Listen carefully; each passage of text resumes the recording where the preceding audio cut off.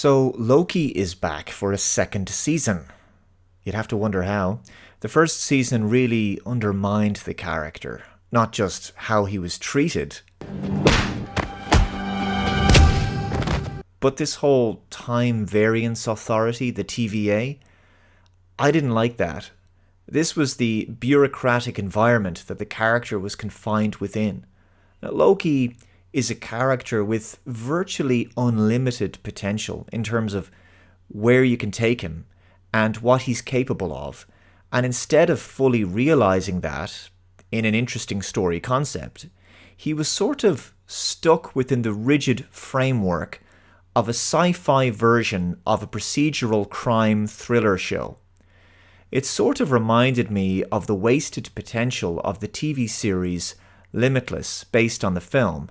Now, I liked both the movie and the TV series Limitless, but I felt the TV show was restricted by the fact that it was essentially a procedural cop show, in that instance based within the FBI, which for a show called Limitless is ironically quite limiting in terms of storytelling capability.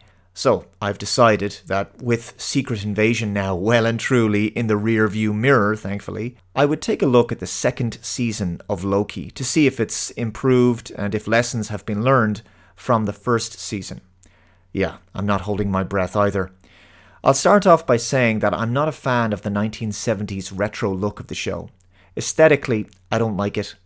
I just kind of find it visually off-putting, repetitive, and a bit claustrophobic. In fact, I find the whole colour palette of the show a bit drab to look at. But anyway, it's season 2, back in the TVA again, and alongside Tom Hiddleston, who obviously plays Loki, we have Owen Wilson returning as Mobius. In this season opener, the TVA is falling apart. Timelines are skewing all over the place, outside of the sacred timeline. Everyone at the TVA is a variant of themselves. They were taken by the Time Team, and their memories were erased. But their memories can be accessed through enchantment. In the meantime, the chaotic branch points of time continue to grow, and Loki is now being pulled through time, past, present, and future, including one where he sees busts and statues of He Who Remains. He sees these throughout the TVA. Loki has no control over this. It's a process called time slipping.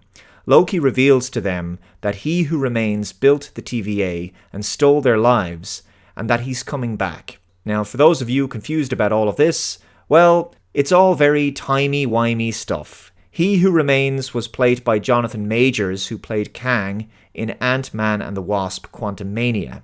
Kang is a variant of He Who Remains, and is being set up as the next major villain of the MCU. But as we saw with Ant-Man and the Wasp: Quantumania, he doesn't have the menace or sense of danger that Thanos did. Multiverse stories are kind of difficult to take seriously in my view because death sort of means nothing when a person can be endlessly brought back by means of an alternate universe counterpart, so there's never any real sense of danger or consequences for actions. Anyway, in this episode, the plan is to track down Sylvie, a variant of Loki from another timeline, who killed He Who Remains at the end of last season.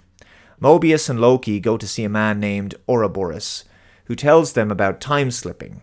When they arrive, he tells them how he's heard about it, but this is only possible because moments later, Loki time slips back in time and meets Ouroboros in the past.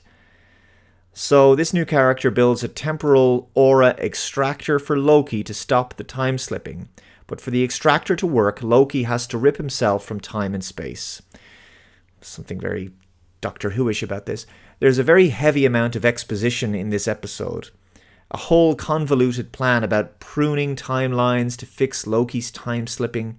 If the story sounds like a confusing mess, just imagine how difficult it is to actually write a coherent explanation for what happened in this episode. The level of complicated time travel stuff going on actually borders on just plain silly, to the point where it kind of took me out of the story. The dialogue is being delivered at such a rapid pace, and it's all so convoluted that sometimes it becomes difficult to suspend one's disbelief. To be honest, I get the feeling from this one episode that this season, much like Secret Invasion, probably doesn't have enough story to fill all 6 episodes, because this episode felt like it was mostly filler, hence the Loki time-slipping stuff to sort of pad out the runtime by giving them a problem to solve. The episode ends with the TVA planning on hunting down Sylvie from the previous season. In a post-credit scene, we see her in a McDonald's. One of the highlights of the episode is certainly the new addition of the character of Ouroboros, Obi, played by Ke Huy Quan. He offers some decent comedic moments. You've got about an hour. You've got about 5 minutes. And his rapid-fire delivery makes the extensive exposition in the episode a bit more entertaining to listen to, at least. But ultimately, when watching this, I'm thinking, Loki as the main character just feels so weakened in this series. Hiddleston puts in a great performance, as always, but the character is lacking the charm, the charisma, the fun, and the menace that was characteristic of the God of Mischief. It's like the character was sort of neutered and domesticated in order to make him work as a good guy protagonist working in a team alongside humans. When I first heard about the show, before it was released, I was mildly curious about the concept. Loki in the 1970s and time travel. This all had potential, but the series is almost entirely based in the TVA, with a few minor excursions throughout Season 1, but it's mostly an interior-based series, shot mostly on sets, in sound stages. I would have liked to have seen Loki actually out and about on location in the specific period the show is based in. There was a bit of that in Season 1, but not much. Now, given Loki's abilities and sheer power, for him to suddenly be stuck in the corridors, meeting rooms, and offices of a giant bureaucratic institution just feels extremely unimaginative and confining, considering the character's potential.